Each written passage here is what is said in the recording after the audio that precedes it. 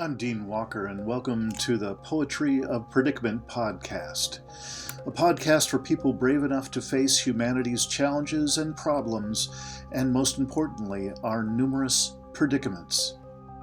The Poetry of Predicament is a podcast meant to inspire us to bring forth grace, beauty, and connection with the web of life in the face of a predicament-laden world. This week on the Poetry of Predicament podcast, help me welcome back Louise Le Brun, who is a long-time designer and deliverer of transformation-based personal growth work. A remarkable conversation with Louise Le Brun. I always enjoy my conversations with you because I think one of the gifts that you bring to all of your guests is the permission to wander. Yeah.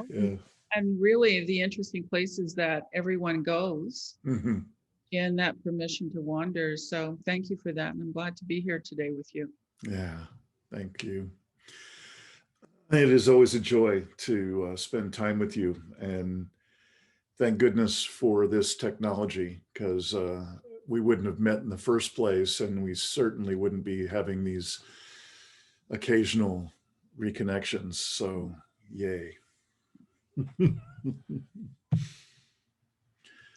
Well, welcome to another episode of the Poetry of Predicament podcast.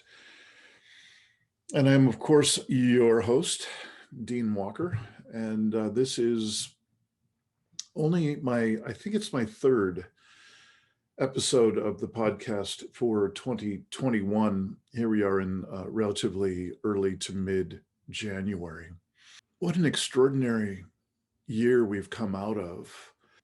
I've been having some of the strongest signals yet in this implicit system that I count on for messaging in the world. I've been getting some very, very strong messages about the significance. I don't know quite why it's significant, but there seems to be a vividness to these impressions that I've been getting that this year will be quite extraordinary.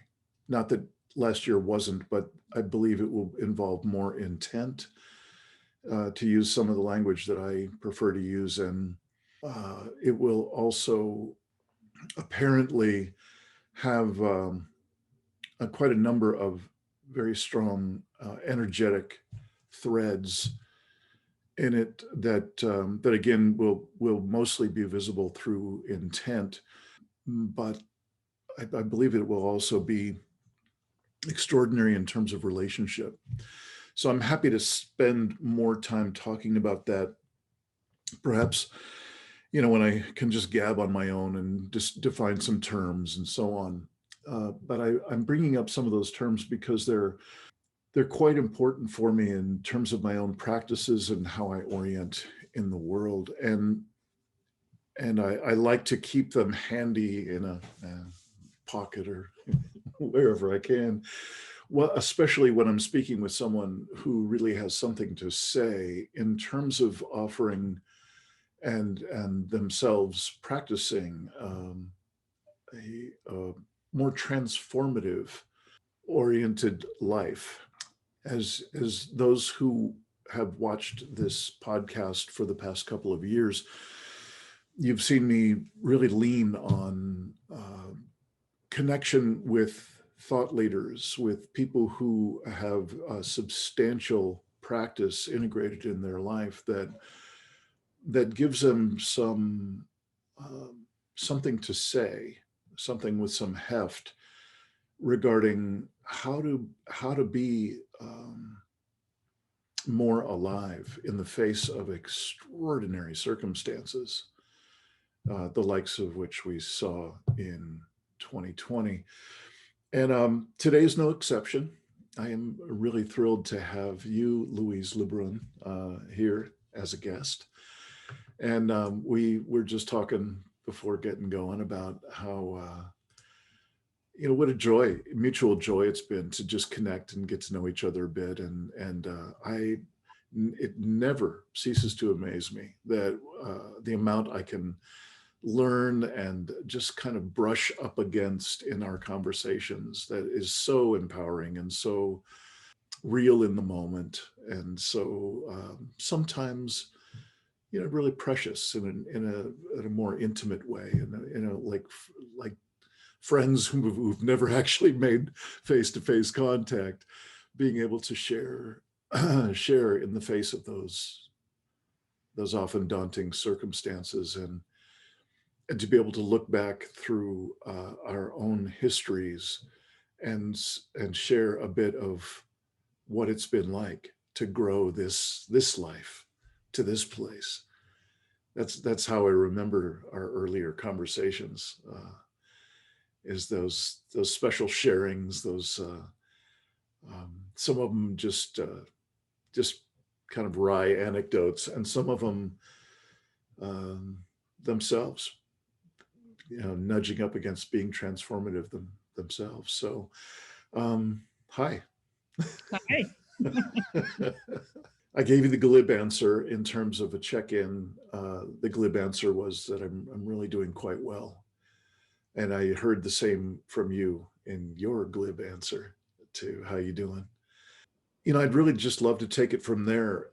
What I'm appreciating already with the brief version of our check-in is that while I might have had a couple of desires, as we scheduled this and I was thinking about what we talk about, to run some things by you or ask about your impressions about certain things. And I'm kind of gagging on current affairs. I'm really kind of sick of it. It's offers very, very little inspiration, really even less real value in terms of seeing anything of any value in the shared human experience. It's just a lot of junk at the moment. There's very little as I sort through it that I think would be worthy of conversation. So I think what I'd like to do is just really throw open the gates of, if not that, then what? What's worth talking about, Louise? It's so good to see you. And let's just throw those gates open and see what happens. Thank you, Dina. As I said, I'm really glad to be here. I always enjoy my conversations with you because, like you, I don't have an agenda. I don't have, items and points on a page that I'm really committed to ensuring are included in our conversation. It's just the freedom, I guess, to think out loud and to discover what I'm actually thinking. Sometimes I'm not really conscious of it. And these conversations bring that, I think, into the forefront for me. So thank you. Yeah. I really appreciate what you're saying about talking about what's going on, taking the itemized list around politics and health and wellness and climate and just sort of going through the inventory and talking about those things. I'm not a big believer in talking about stuff. I think that having an opinion about something doesn't really matter and doesn't make a difference. Asking me what's my opinion about what's going on in your nation's capital, and it's like, really, what difference does it make what I think? Yeah. But I think there are lots of places where, in terms of the quality of my life, my opinion and what I'm thinking about that is crucial to having a quality of life that I am not only committed to living, but I'm actually enjoying the commitment to the living of it. I think that's very different. I think people are exhausted from being talked at and being the different currents of thinking that pull at your mind to suck you into that current and into that whirlpool so that you become one of what is perceived to be a mass that thinks like that, when the truth of it is you may not think like that at all. You just were standing there waiting for the bus, and the tide came in and swirled and pulled you in a direction, and you find yourself there, but you really had no intention to go there. Okay. So I think that more than ever, because this has been my life for 30 plus years. Mm-hmm. I think more than ever, the realization has struck for me that the crazier the world feels out there, the brighter the flashing light to me that is to move in here. Mm-hmm. And to sort of step aside from let people run past you with their thinking, and push the pause button really, and stop and actually for myself explore, what do I care about? What is really significant for me in terms of the living of my life and my engaging with the people that I care about and the living of theirs. Because I think what it always boils down to is those very small, intimate collectives where people are profoundly interconnected through a shared intended reality. You use that word intent. And I think that so much of what's going on around us is mindless. And I think when we push that pause button and we have a conscious moment of considering what is intention, what is it that I intend with my life, we think very different thoughts. Mm-hmm. So as well as I do, because you follow all those things, but all the thinking that is going on now around us as quantum biological beings, and that we're not matter, we're energy. And this has been around for decades now. This is not news. Mm-hmm. But I think it's being positioned linguistically more and more in ways that people can apply it to themselves and to the state of their own being. And, I'm a vibratory thought. That's about it. You're a vibratory thought. And sometimes thoughts intermingle and they amplify each other. And sometimes they might cross currents or cross waves, and then they go on and they discover themselves to be a different thought. So it's a time when I'm very conscious of people that are around me that I love, and that I have a lot of my life invested with theirs, and I'm discovering we are not intermingling thoughts at all. We are very different and unique thought forms. And then the question becomes, how do we interconnect with that? Is it my job to convince somebody of something? I spent a lot of my time, as did you, engaging with people, introducing them to new thought forms and creating contexts within which they could adapt themselves to new thought forms. And I found that is no longer anything of interest that I carry. I'm always really drawn, as I am drawn to these conversations with you, to see what else do I think? What else might be affecting the quality of my life that I have no consciousness of. And my belief about it is that when people come into my life, they do so as an invitation for me to notice some aspect of my own consciousness that has not yet presented. So I think it's really important for us to continue to have those conversations with others so that we can discover those things.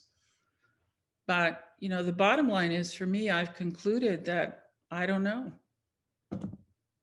I just don't know. There was a time when I felt I knew a lot of things, and now I think the good news is I don't know. So in that not knowing, there's a lot of space for me to hold multiple constructs, sometimes constructs that are in opposition with each other, but to hold them at the same time and allow them to intermingle. And I don't really have to do anything with it. I just have to allow that expansiveness within myself without the boundaries of intention or direction for any of it, and then just see what happens. Yeah. So maybe that comes from being longer in the tooth. I don't know. I'm enjoying it. Let's put it that way. Yeah. Yeah. I can relate to so much of what you've just laid out. And the only thing I might add to my current iteration of that is I've just really redoubled my attention and intent on tending my center, tending my the deployment of my attention where the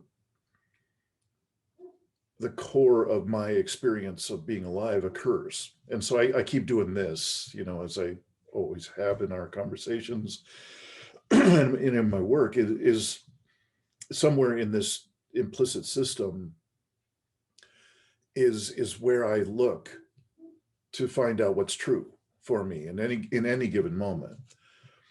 And to the degree I can continue to land myself and my attention there and tend to that center, just when I got knocked out, to bring myself back and then have that as the container for what you were just talking about, that releasing of outcome and not really giving a damn about trying to convince anybody or train anybody about the particular direction and so on.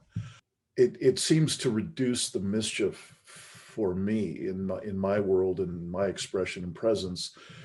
And it also seems to reduce the mischief in others around me in this, whatever the moment is, if I can tend that sense. I just knocked my headset out. Wow. I like your enthusiasm. Yeah. Wow.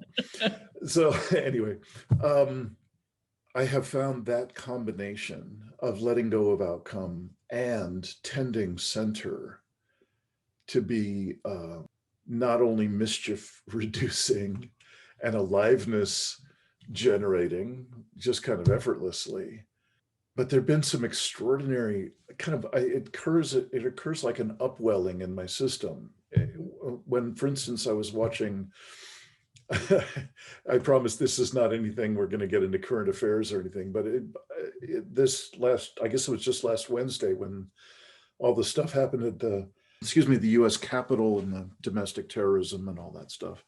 And I watched it for quite a while.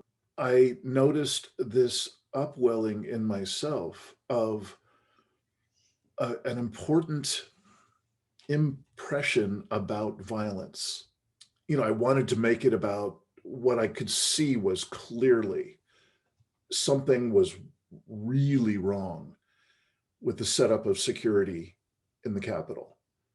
I mean, I was a cop for a very short while, and I would not call myself any kind of an expert in that domain, but it does not take an expert to know that they were completely and utterly unprepared, and that had to have taken massive intentional effort to make it happen that way.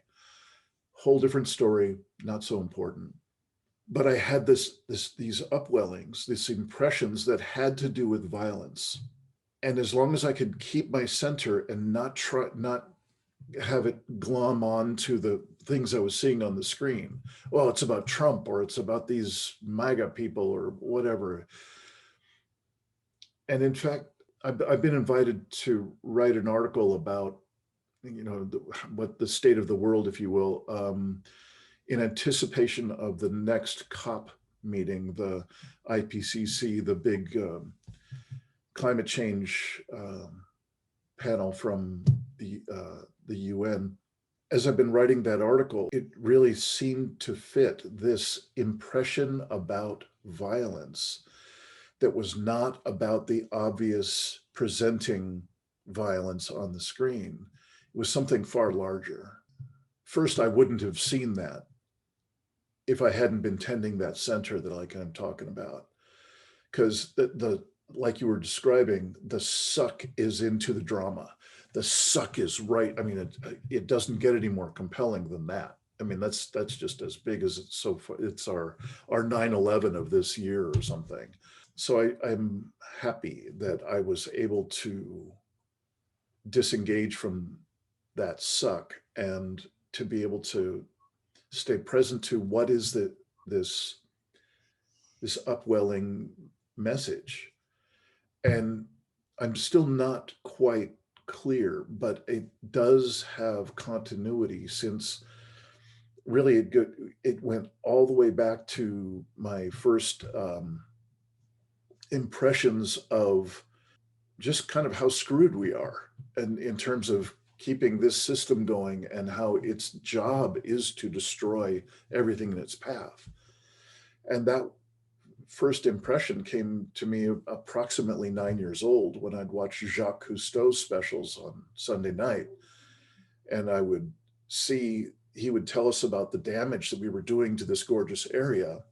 And I noticed then that there were absolutely no adults that I was aware of hearing him say what he said and doing anything about it.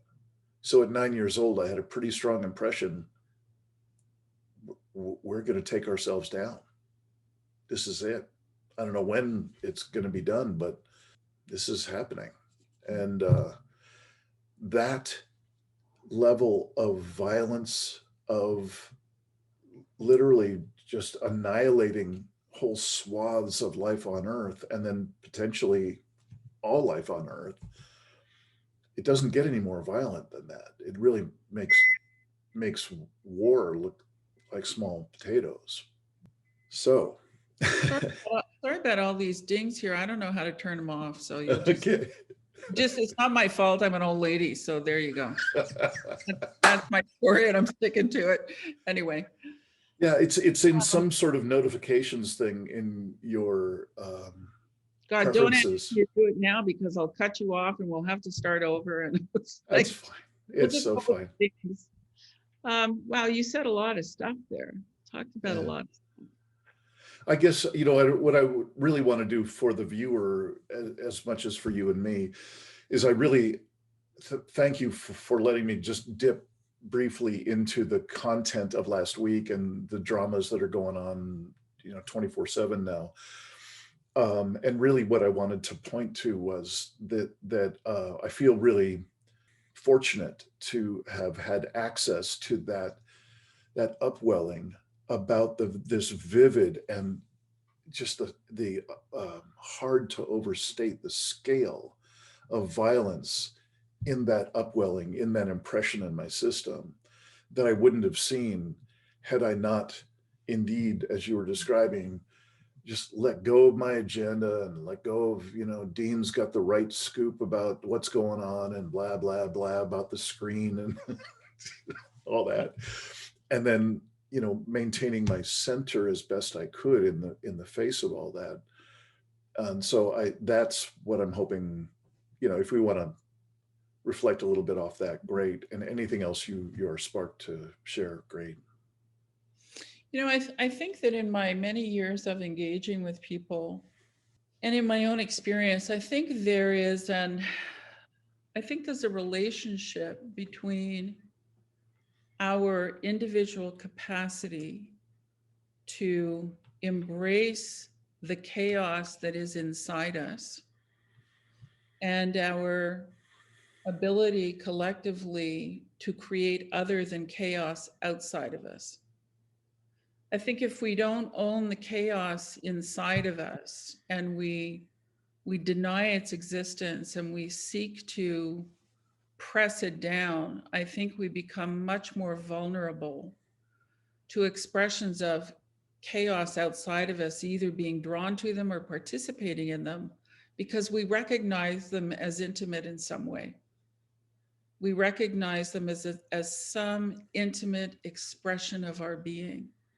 And we are not parented and we are not educated to, first of all, see value in our internal chaos, and secondly, develop any capacity for welcoming it and embracing it.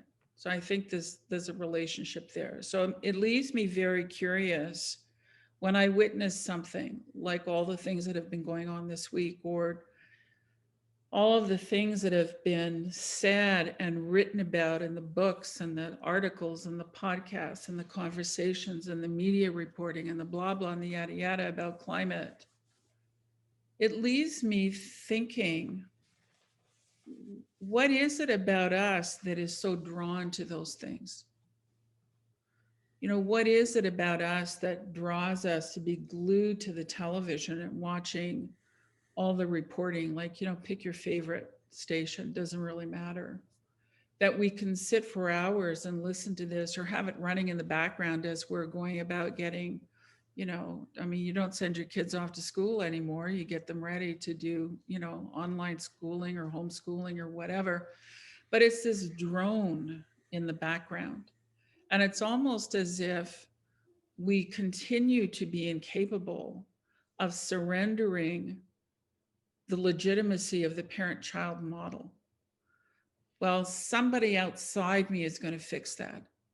You know, some authority figure, whether it's the people who are drawn to the authority figure of, you know, your current president, or the people who are drawn to the authority figure of military and police, but there's some authority outside of us who's going to create a change there. And in the meantime, all I have to do is hold my breath long enough and it'll get me to the other side of it. And I think that what we're facing at this point in time is a cumulative effect of whether it's the politics, you know, the pandemic, the climate, it doesn't really matter. There's just element upon element upon element, each one way too big for me as an individual to fix. But all of them combined feel that I am faced with the impossible.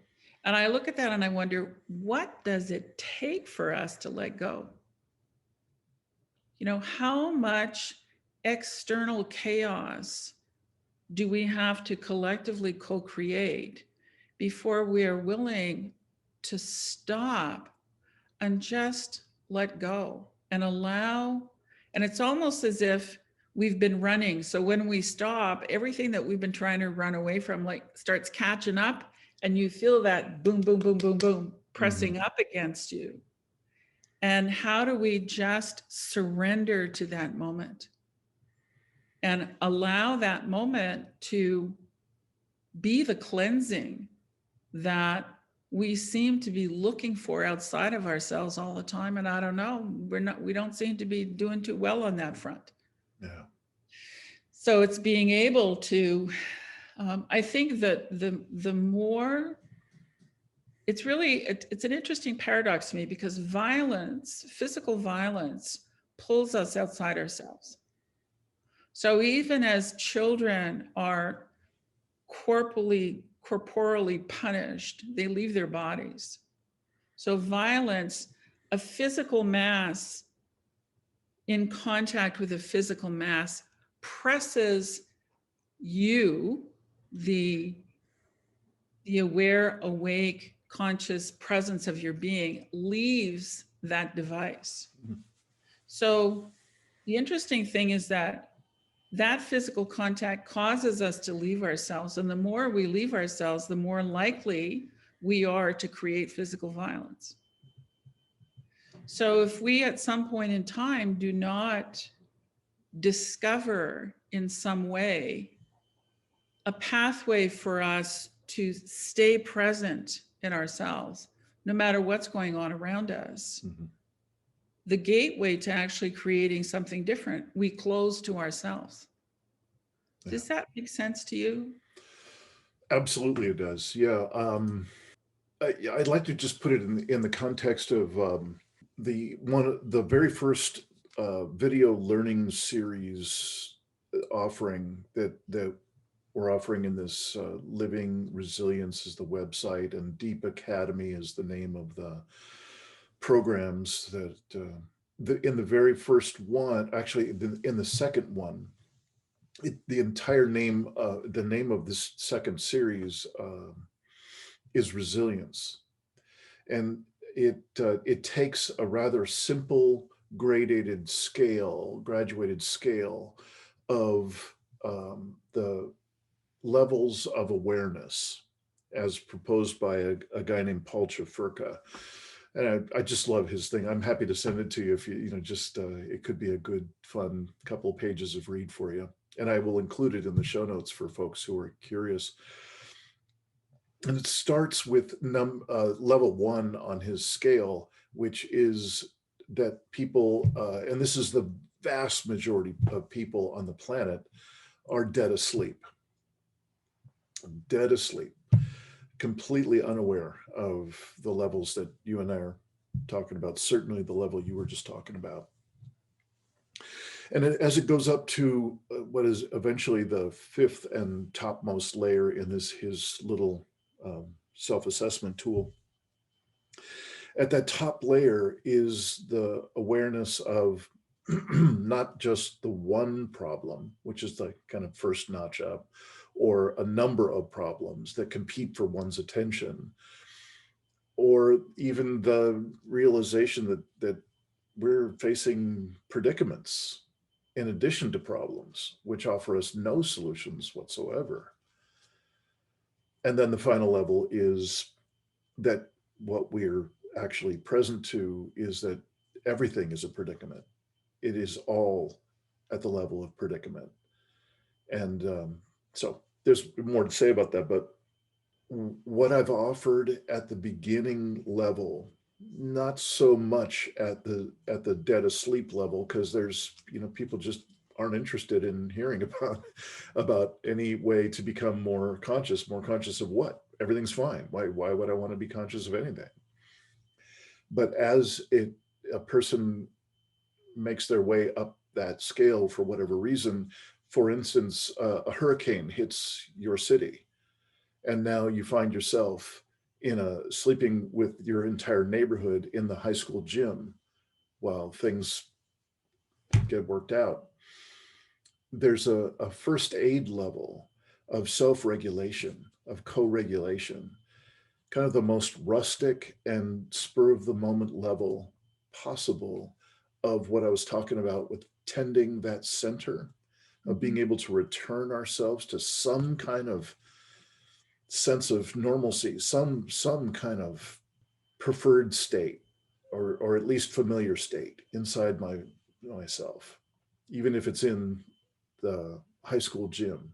What I was hearing when you were describing your version of it, I was just seeing that that's a couple of notches up in those levels where your awareness, you've taken the time to cultivate your awareness and able to hold the interrelatedness of more and more, and to be less and less frozen into that death grip that we have to try and control. I forget exactly how you just said it, but the scale is so damn big. Mm-hmm.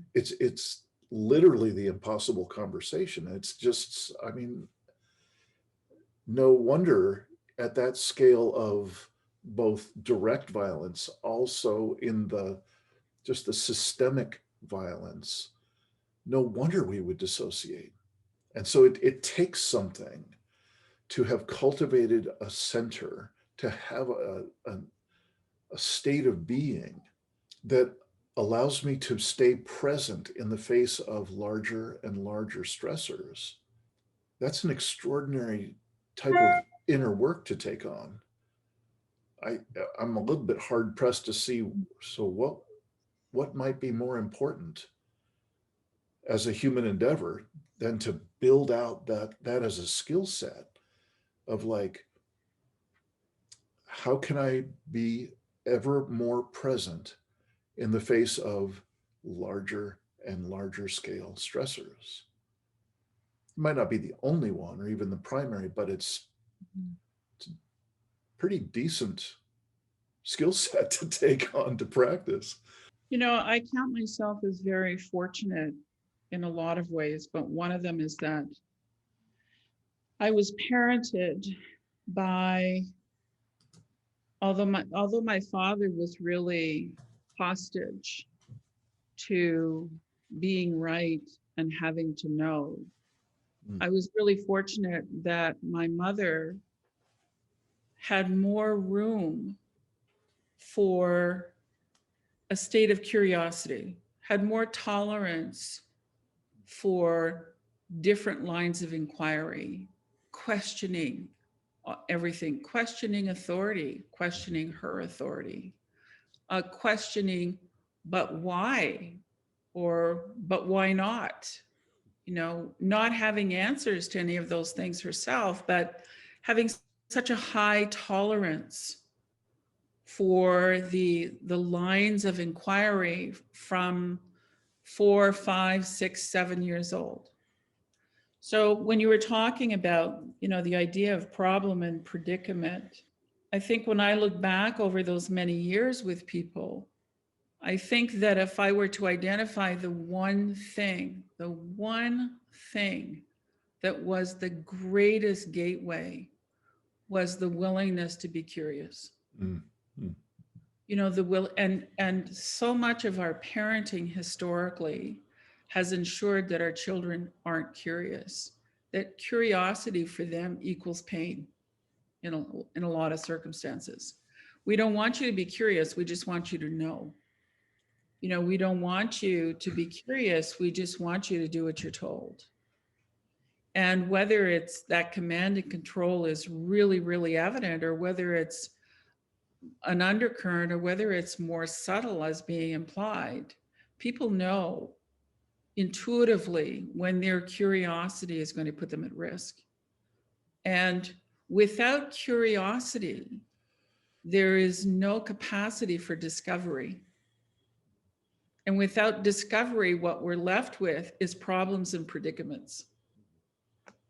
As opposed to saying, you know, my state of being now for 2 decades is a state of discovery.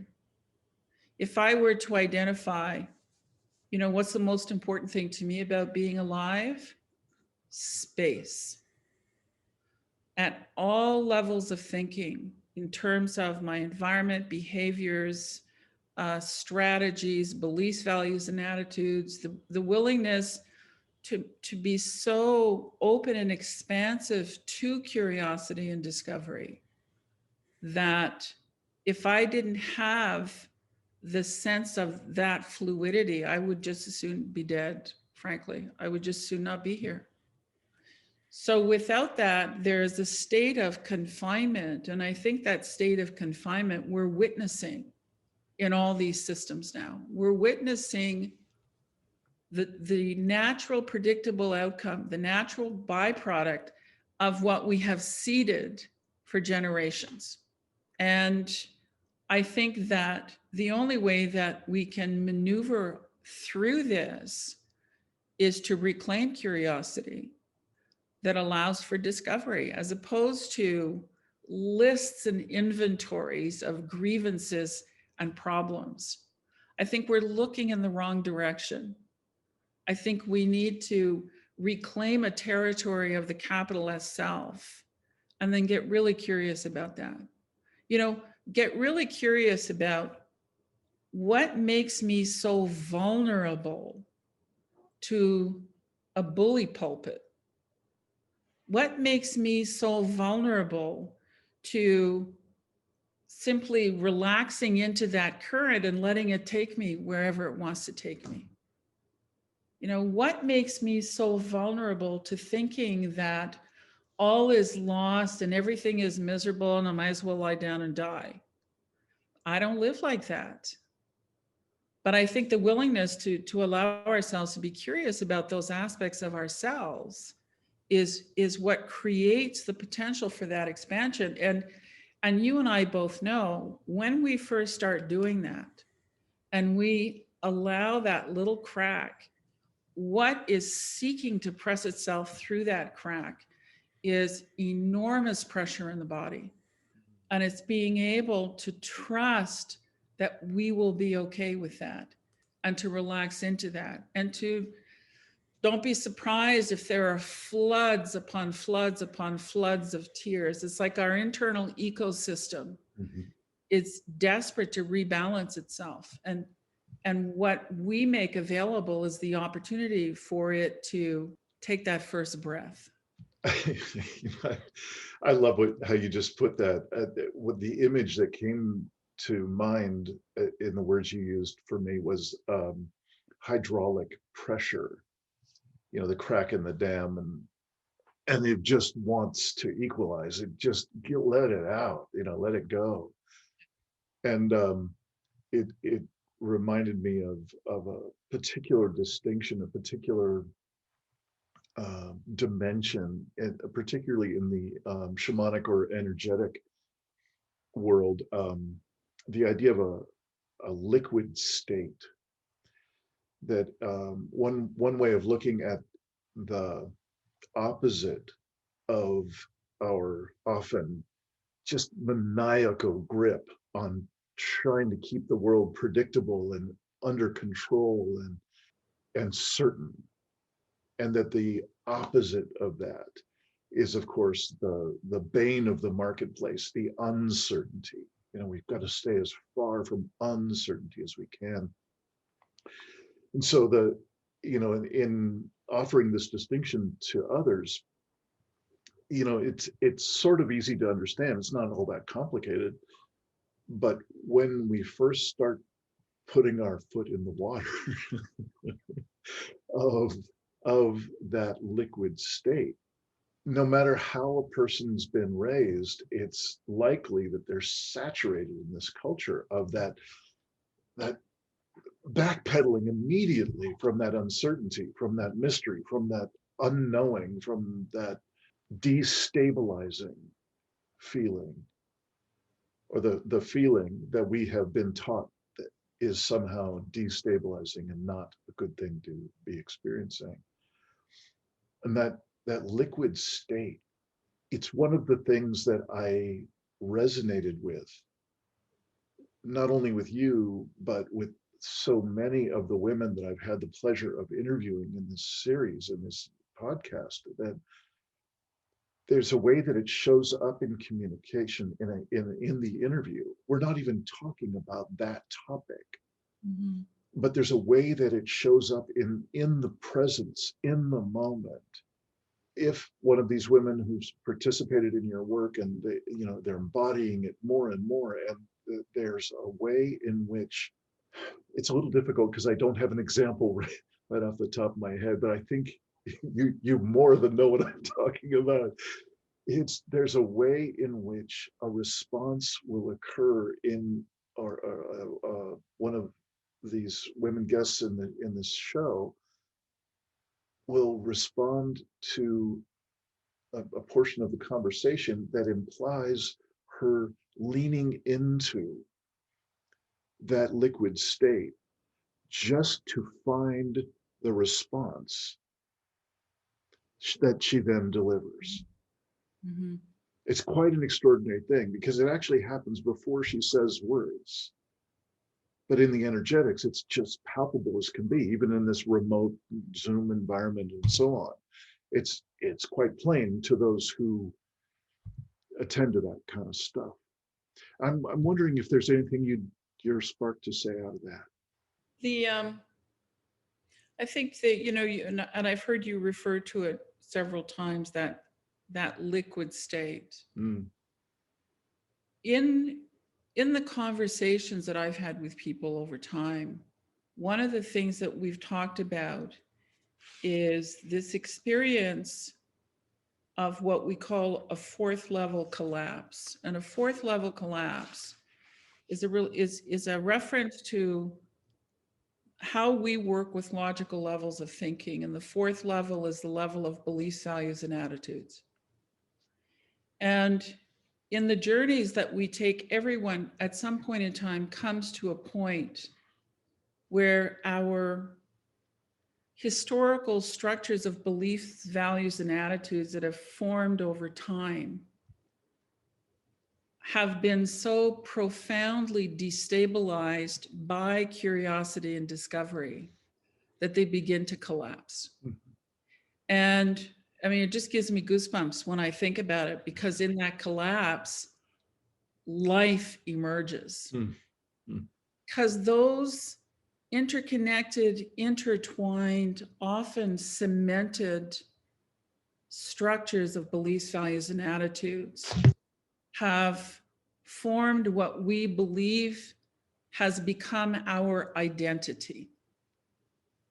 So when they begin to collapse and to move and some people have had, because it's all in the area of the chest, they've had a sense that they're going to have a heart attack, they can't breathe, they begin to hyperventilate. There are all kinds of things that go on. And the thing is to keep surrendering and letting go, keep surrendering and letting go. And from that emerges what you're calling this liquid state. And the liquid state is the complete absence of any definable identity, but the emergence and the opening of a much higher order expression of who we are. So in that state, the key to sustaining that state and accessing that state and sustaining that state is always surrender. You know, it's surrendering all the absolutes that we are so sure about, how the world is and what's right and who's good and who's bad and, you know, what I must do and what I should do and what I can never do. All those absolutes lock us into a diminished expression of our own capacity. So surrender always precedes that liquid state. How do we develop a willingness to surrender? You know, part of that to me is having, and we do this in baby steps, where we surrender little things and we allow the body to know the chaos of having done that surrender. And then we notice we come out the other side of that chaos. And then we become willing to surrender something a little bigger. And then we have a little more chaos in the body, but we stay in that surrender and we trust and we come out the other side and we go, well, look, I'm still here. Like, I'm not dead, you know? It didn't, surrendering that did not destroy me. It did not diminish me. It actually allowed me to become more of my own potential, which keeps coming back to curiosity and discovery. You know, I think that to choose mindfully to redirect the way that I engage in conversation, to seeking conversations intentionally around curiosity and discovery, takes me away from the world of problem and predicament, right? And for me, that primary value in my life of space is gratified because it allows me to think beyond the constraints of a collapsing biosphere. I'm not ignorant, I'm not ill-informed, I'm not unaware, I'm simply not defined by it. Yeah. If may I pause you for a second? Like, I'm drawn to an interview I just did 2 days ago with a woman who's a trainer for a different body of work that I, like yours, I also include that body of work in this kind of toolkit, if you will, that I draw on for my own practices, and then I also offer a menu style for the people who participate in my work, for them to start to put together their own practices of reconnection. And there was an almost identical spot in that conversation to where you've just gone. And I'm inclined to mention a similar thing that I did 2 days ago. I'm speaking this to myself a while back when I wasn't really I wasn't quite as comfortable leaning into the liquid state. I knew it was a good thing, and it kicked my ass a lot too. And it still brought about a lot of fear, because I was still, you know, I guess it was Yeah. proportional to how much holding on I was still doing.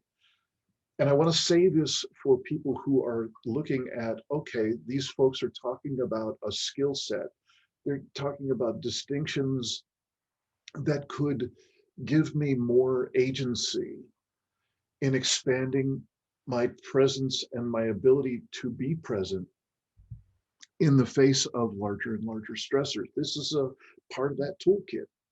And there is so much hard sales on personal growth work, and there has been for what, 50 years now, since it became an industry at such scale, of, the three life hacks to, how rich people stay, happy all the time or whatever. I just want to pause for a moment and tell the truth about some of my own ups and downs in my approach to this liquid state. You mentioned it just at the end, what you finished up with, and that is that, well, first there's the disidentifying with the usual trappings, which allow me to even start to approach liquid state. And then what I've noticed is that there are times when my immersion in this liquid state, my presence within it, my being present within it, and what I'm then called, I don't know what the right term is, it's the only one I got at the moment, what I'm called forth to presence in that moment, what's true for me in that moment can be remarkably disturbing, like deeply disturbing to Yeah. the life I thought I was on, life track I've always been on, or what's been comfortable, or what I've been reaching for and isn't so comfortable, but it's just the thing I've been doing. Another way to put it is I've had so many layers of letting go. There are times when, still to this day, I am called in that liquid state to let go at yet another level. And there are times when it's like, oh shit. I can feel right now, I can feel just upwelling of some tears and some fear and some anger, like, fuck no, not at this level. And what I said a couple of days ago, I'm just inclined to, I'll finish up with this, is that there is not always good news behind that curtain when I choose it and we open it up. But what I can say is there is an authenticity, a depth,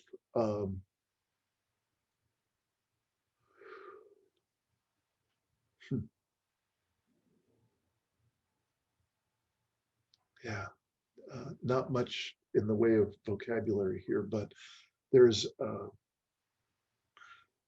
extraordinary quality that is always there. That's as close to a consistent attribute of that as I have. So I'm saying all that for a person who's hearing all this conversation, hasn't necessarily done much of this whole liquid state thing, and I want to rid them of anything that they think they're hearing about. Well, if you do this, if you do what Louise and Dean are talking about, then life's going to turn out. That's the ultimate life hack, and it's all going to be great. It's always great. It's not always anything, and it rarely has anything to do with turning out a way I would hope it would. And the most consistent attribute, again, is that depth, and that there's an intensity to it, there's a brilliance to it, there's a vividness to it. Maybe you could help me with some other words, and I'd love to hear what your experience might be. It may be completely different. I guess what I'm trying to do is just desaturate the conversation to whatever degree anybody's listening and hearing yet another personal growth workshop conversation in which if you do these 3 life hacks, life will turn out and this is the way to do it. So probably enough said. Thanks. And I'm curious, does that spark you at all to? I think that the minute that we think we know, we are not in that liquid state, because that state is the moment of fully embracing all things without differentiation. One of the models that we work with in the quote unquote advanced programs is a model that speaks to the relationship between our levels of expression through physiology to the level of, call it the void. So in our levels of expression in our physiology, we have finer and finer distinctions. We have greater and greater differentiations, good, bad, right, wrong behaviors, thoughts, emotions, constructs, concepts, food, whatever it is you happen to be, more and more and more discernment of one thing as being separate from another thing, whatever that happens to be. In that state of being in the void, in that liquid state, all things are present and none of them are uniquely expressing. There's no content. There is no language. So when you have entered that state, and you will feel your body open, and you will have all kinds of physiological cues that are unfamiliar to you. So the fact that they're unfamiliar doesn't mean they're bad or wrong or dangerous. They're just part of the discovery that awaits. And if you're willing to simply surrender and be curious, all kinds of things happen. But I think what you have so beautifully allowed us to witness is the greatest gift of all of it is that we actually get to know in the body, to touch the deepest intimacy we will ever have. Mm-hmm. We have a sense of being able to know that of us which is our own greatness and from which our greatest potential emerges. Mm-hmm. And it comes from that place of absence of differentiation, because all things are possible in that moment. So when you speak to these women and in a line of inquiry, how they drop into that intentionally. They go there, and it's a nanosecond of surrender. And then there's a wave that moves. And it's almost like pulling from the void that which is relevant to the line of inquiry they're in. Mm-hmm.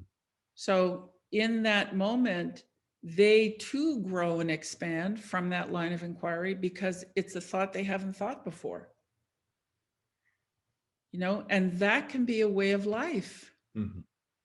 So I'm motivated when I talk about choosing a state of being of curiosity and discovery. Mm-hmm. I have grandsons. I have a little guy who just turned 2.5 and another little one who's 3 months old. And it's very hard for me to talk about this, but I look at them, and the truth of it is, I don't know that they will ever see age 5. I don't know that. But what I do know is that filling their lives with curiosity and discovery is the only chance they have of living a joyous life, whatever goes on around them.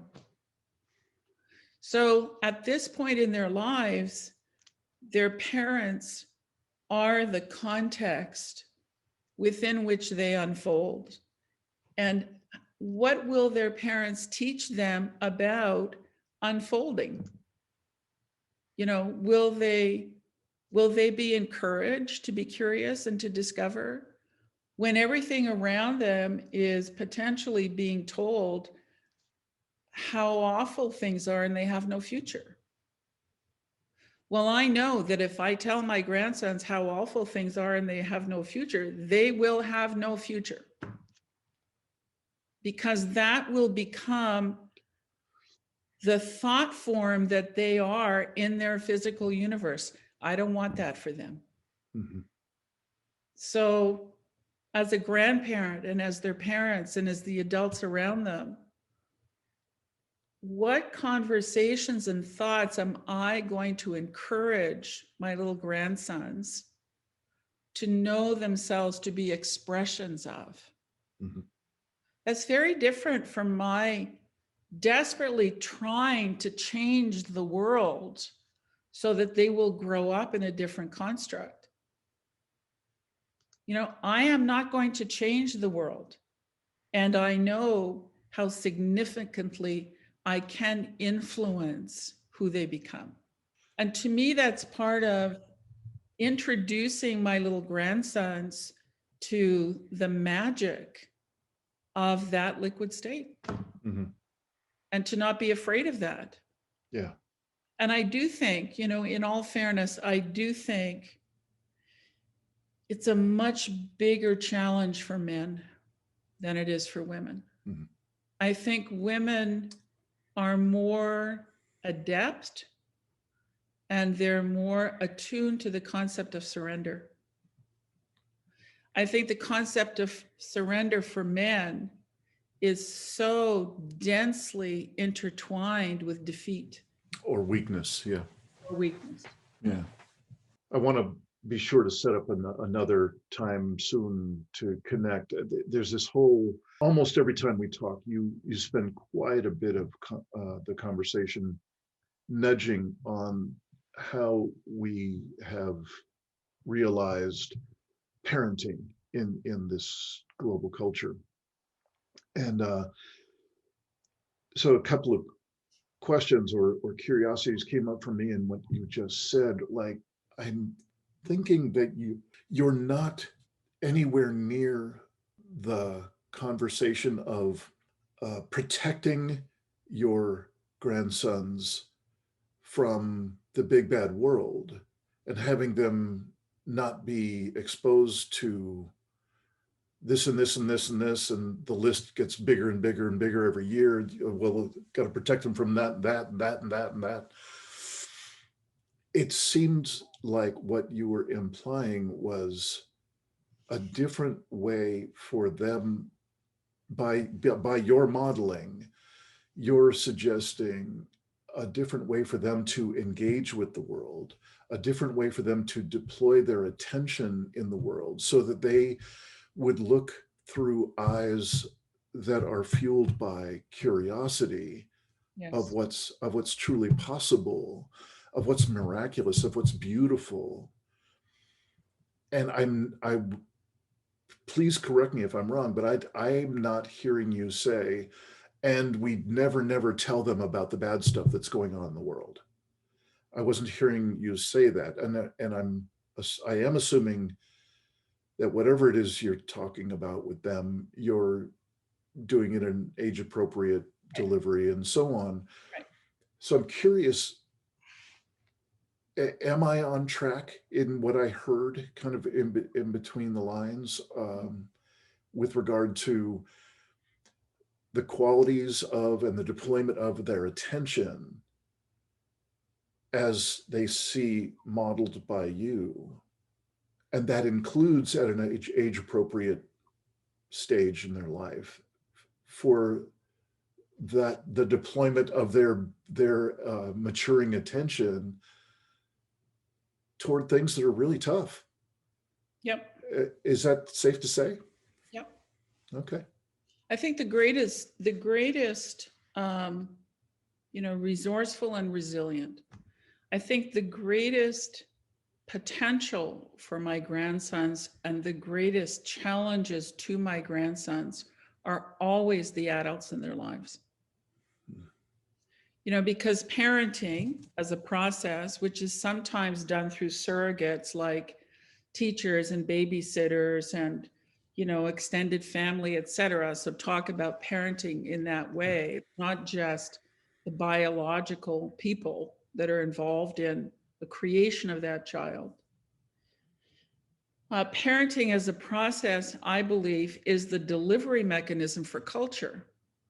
It is the conduit through which culture replicates itself. So to me, the greatest gift a parent can give to a child is their own evolution, to be able to free themselves from all that which has constrained them through the process of parenting that they were exposed to. So a number of years ago, I co-authored a book called, it's been a while, Guardians of the Vision, and I think the subtitle is Parenting for the Birthright of Potential. Potential requires curiosity and discovery. And there were, 12, 15, 17 contributors, women who contributed to that book. And without exception, when they wrote their chapters, it was all about them freeing themselves from the constraints that had come out of their own parenting, so that they were not imposing their wounds and their scars and their pain on their children in the name of good behavior and potential success. Years and years ago, I read a book on a psychologist talking about children. It was actually a book on leadership, but there was an extension. This idea of catching people doing something right. Remember those days? That was the big leadership conversation. Sure. If we did nothing other than with our children, seek intentionally to catch them doing things right, that alone, I believe, would transform who they become, so that they would not fear their own curiosity and they would not fear their own lines of inquiry that they just want to know, but the people around, the adults around them, might hear as challenges to their authority.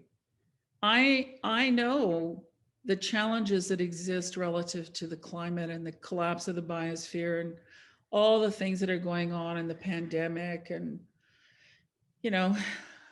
you and I both know, as do your listeners and your watchers, the list is a long one. I know all that. And I know that my little grandsons are going to be exposed to that. I do not lie to my children, never have. Therefore, I have no desire to lie to my grandchildren. So they're going to ask questions. And when the time comes and they ask questions, my belief about it is the adults around them will be honest. And in responding to their questions, I can answer a question and then include another insight about something different. It's this idea of holding more than one thought. Sometimes they're mutually conflicting thoughts, but we can still hold more than one thought at a time and allow our bodies to expand into the potential understanding of that. And not necessarily understanding the thing, but understanding who we can become in the face of those things. But I think the basis of all of that is curiosity and discovery. Curiosity and discovery lead to constantly collapsing identities. It leads to constantly evolving and emerging structures of beliefs, values, and attitudes. It leads to a way of knowing that a liquid state is a regular, natural part of our being whole in our lives, and not be afraid of it. Time does fly, eh, when we're having our little chats. It does. It does. I'm very conscious of the window of this conversation starting to close, and kind of true to form, we have a number of really strong threads of conversation that want that want some more attention. It's strange as I look at how to close how to complete this particular conversation. And I noticed that what I just would like to do from me over here is I'm compelled to just share a little bit. There was a little bit of that kind of upwelling that I was telling you about while you were particularly speaking about the parenting. That's the parenting and the potential, whether it's in children or adults. It's just a beauty to that. So I'm just inclined to share with you that upwelling. And I know you've heard me whinge from time to time about my experience of being a volunteer and a contributor to the deep adaptation community that Jim Bandel started up early in 2019. It's really scattering in my experience. Almost every piece that I've been a part of, different groups within that structure, nearly every one of those little subgroups is dissipating or falling apart. There was something, because you said it a number of times, the potential being a blend of the discovery and curiosity. I just felt a grief. I felt a deep sadness. So I don't know quite what the formula is or what are the elements in those words that you were just saying and how they might be fitting in the deconstruction of a number of elements of deep adaptation in my experience. But it was something in there, and it was something about the lovely innocence that is obviously implied in when you're talking about children and parenting. Just so lovely. And I do know that every person involved with this deep adaptation thing just comes in so, as much as they can unearth it, they've got that innocence. They so want to make a difference and want to share and co-create loving alternatives to the despair and fear and so on that so often happens when we become collapse aware. So I guess I'm just expressing I've got a little path that I'm going to carve out of this conversation, out of the last piece that you shared about the potential being a blend of curiosity and discovery. There's something that seems to be associated with my experience of this kind of end of people being together with that innocence. And of course, it's kind of, for some people, it's a grumbly process and unsatisfied kind of expression. And for others, it's just time to move on, so it's not all drama by any stretch. And so I just appreciate being able to just mention that and mention that path that I see through the jungle out ahead, that out of your sharing that, it feels like it's going to be helpful in following that path. Is there anything that you would like to share if you were to wrap this up and complete this in a good way for yourself? I would just add to your own thoughts, Dean, that, having followed climate and all kinds of other stuff for a very long period of time, I don't see any big difference having been made, quite frankly. I'm clear. I gotcha. It still is what it is, right? So I look at that and I want my life to have meaning. Mm-hmm.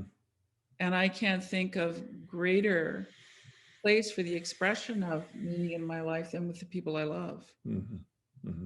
And I think that I think it is possible for us to create a new context for a different conversation around curiosity and discovery that is not ignorant of the quote unquote facts that we have to deal with. I think there's room for all of it. I think it is possible to, again, have those two conflicting ideas, the idea of, joy and abundance and generosity and capital L life being fully lived, to coexist with the collapse of the biosphere. I think it demands that we must become greater than either of those two separated streams. We need to become sufficient to be able to hold it all together and be sufficiently daring to know the intense inner realities that come with the surrender and the collapse that leads us to somewhere much richer and much more gratifying than I think where we stand today. So I would be happily follow that conversation that you're looking to potentially begin. That would be great. Well, I'm making note of that. And I'm also making note of something that I've been meaning to follow up with you since one of our first conversations. And that was, it actually was not in a conversation. You were kind enough to expose me to a series of audio discs that you had, the repeatable part of a course that women were in for a week. And so it was the distinctions, it was the process work, but without their intimate sharing and so on. And there was one particular piece that I remember vividly, like I just wanted to stop it, and I actually kind of backed it up, and I wanted to be sure I heard you right, because I have never had a validation for my intensity. And I have been a very intense guy. And I've been intense for different reasons, with different motivations in different times of my life.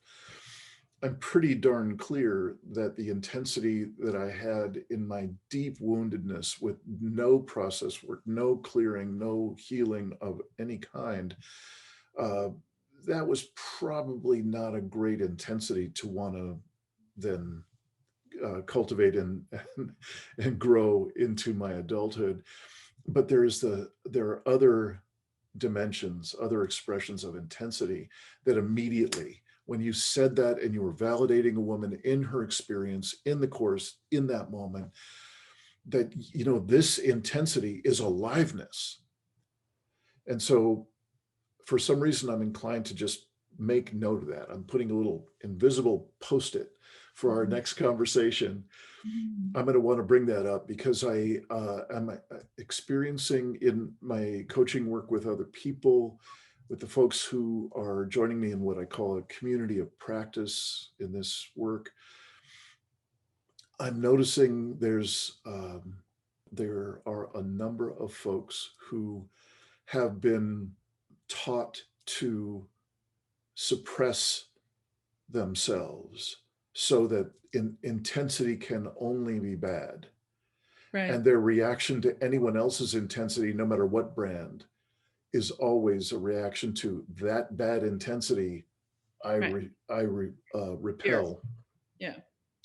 So I'm hearing what you just said in terms of picking up that thread about the path that I'm carving out, inspired by your points. I'm also making my little post-it to remember about a future conversation about intensity. And now I'm just going to take a moment to settle into those implicit senses that I mentioned way back at the beginning. And because this is part of the joy of speaking with you, and part of speaking with so many of the women that I have had the chance to speak with in this series.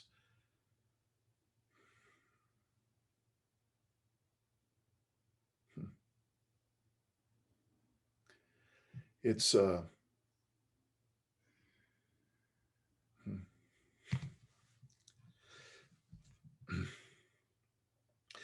is a deep joy to connect with you. And I so appreciate your presence and your willingness to go wherever we go. And thank you today in particular for sharing so much about your love of your grandchildren. It really came through today, and I'm very inspired by that. And thank you for that.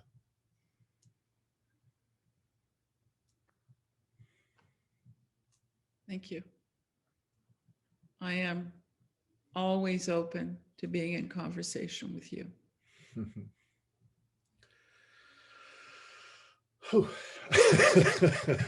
Breathing is good. Thanks for watching another episode of the Poetry of Predicament podcast, produced by Dean Walker and the Living Resilience Alliance, www.livingresilience.net. Music today from Michael Hedges, as always, and also Port Blue Into the Sea. Also available on our website, www.livingresilience.net, is a wide array of articles, online learning series, arranging group and individual resilience coaching, and sign up for our every other Tuesday free support group that we call Safe Circle Calls.